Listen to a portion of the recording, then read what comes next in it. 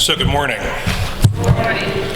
I shared a story several months ago at this point. There were several committees that had gathered together, and it was that story that I shared, and I think it was probably Jackie Horn that came to me afterwards and said, "Oh, that'll be the perfect temple talk. Will you volunteer and agree to do that later in the year?" So I think I was somewhat reluctant maybe because I didn't know exactly what my message really was, but anyway, I feel fortunate that Jackie encouraged me to reflect on that a little bit.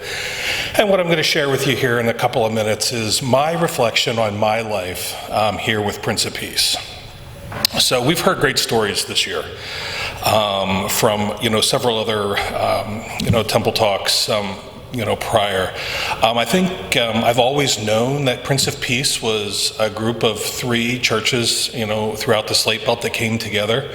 I don't know up until last year if I really knew it was 50 years ago. I think I might only know that part of the history because of the celebration this year. I don't even know that I knew exactly which three churches it was, and I really didn't know who was currently in this congregation and where they came from in those three churches. So this has been a great opportunity for me to hear and learn some of your stories.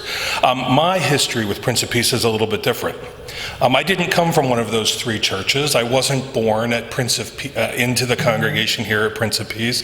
I came to this congregation as a young adult.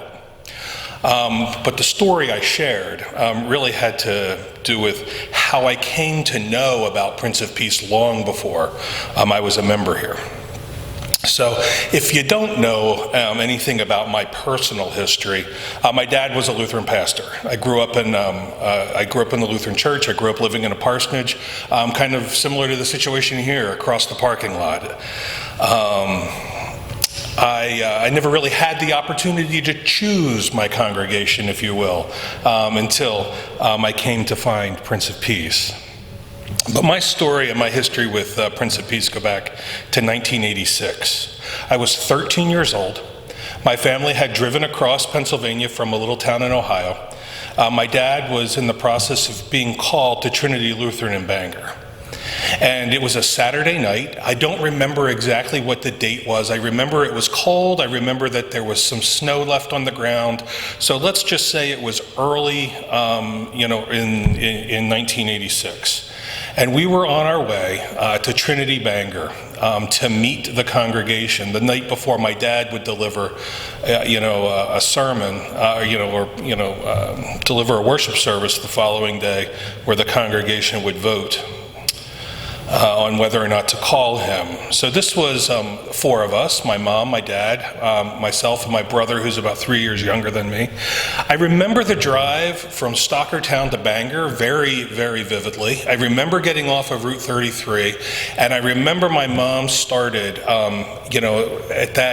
there was probably a traffic light there at the time, and I remember my mom started going down the list of rules and expectations that she had of us when we got to this dinner. I can tell you, and some of you know my mom, her biggest fear was not that my brother and I would quarrel, and not that we would, her biggest fear was that we would have bad table manners. And her biggest fear was that the meal would be spaghetti. So, here we are. We arrive at at Trinity. We're in the Fellowship Hall at Trinity. Some of you know what that Fellowship Hall looks like. I remember that all of the walls were open. The room was full, and there was a meal served. And of course, it was spaghetti. And I remember my mom pointing her finger at us, making sure that we didn't slurp those noodles. But let me connect this to Prince of Peace. It was the congregation of Prince of Peace that served that meal so that the membership of Trinity in Bangor could participate in, meeting their potential new pastor and his family. And it was during that meal, I remember my mom, leaning across the table to me saying, this congregation, Prince of Peace, is the other Lutheran congregation in the community.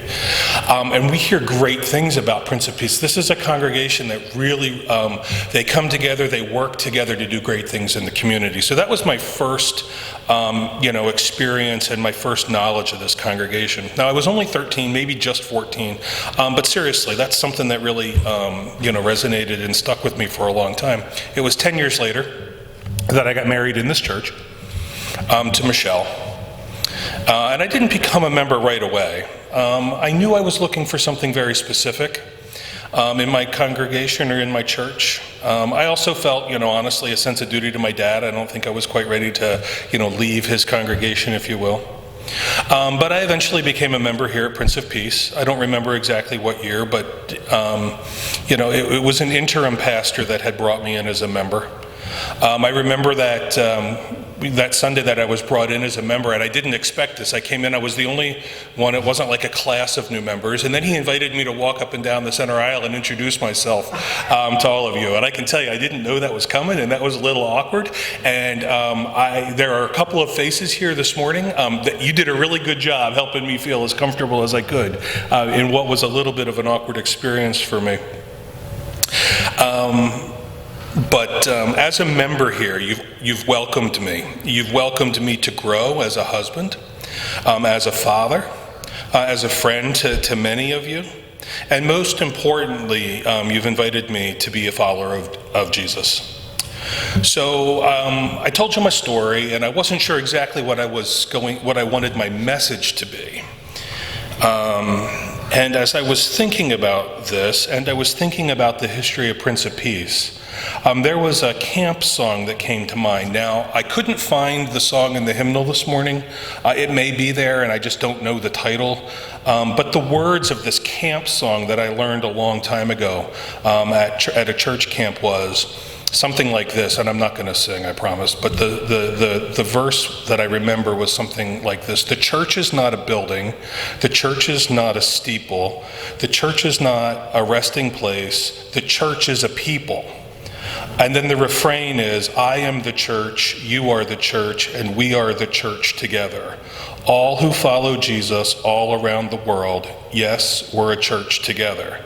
And when I think about the history of this congregation and what it must have been like for three congregations to come together as one and recognize that it was about the people, not about the buildings and the possessions, I think that's a really special thing, and certainly has been an important part of my life. So thank you for hearing my story. Thank you very much.